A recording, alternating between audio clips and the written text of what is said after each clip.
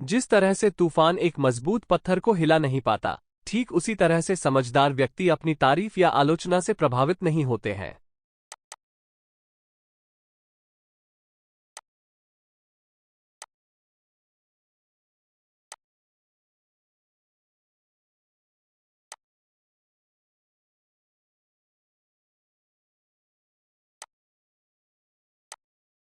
तो आप रोशनी की तलाश क्यों नहीं करते? एक जागे हुए व्यक्ति को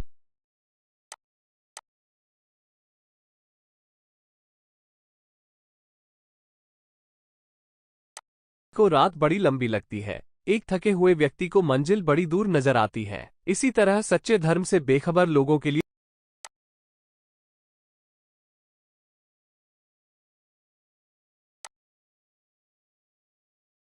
जिस तरह से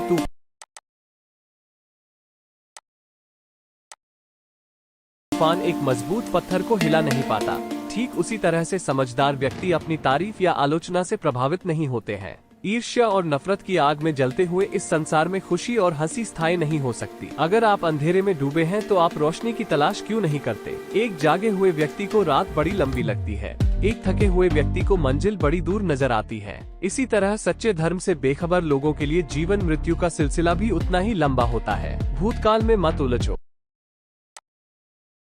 नफरत की आग में जलते हुए इस संसार में खुशी और हंसी स्थायी नहीं हो सकती। अगर आप अंधेरे में डूबे हैं तो आप रोशनी की तलाश क्यों नहीं करते? एक जागे हुए व्यक्ति को रात बड़ी लंबी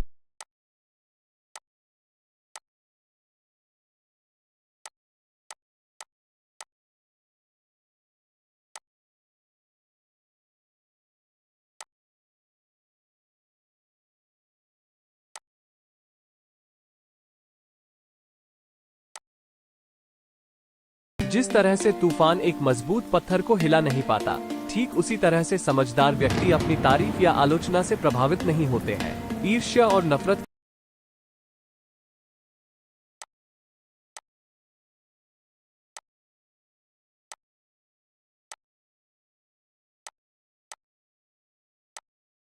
नहीं होते हैं। आप अपने गुस्से के द्वारा ही दंडित होते हैं। हमारा मन ही सब कुछ है। तुम जैसा सोचते हो वैसा ही बनते हो। संदेह और शक की आदत से बड़ा दुश्मन और कोई नहीं है।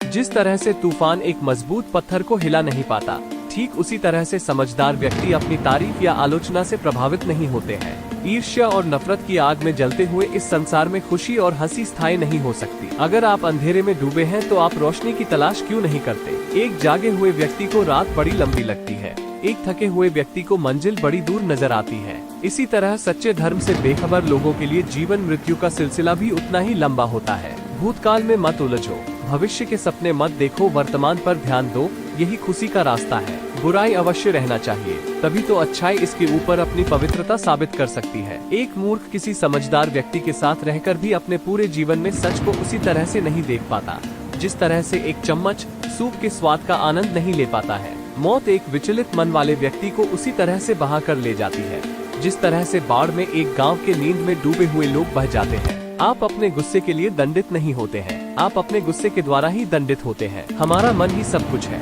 तुम जैसा सोचते हो वैसा ही बनते हो। संदेह और शक की आदत से बड़ा दुश्मन और कोई नहीं है।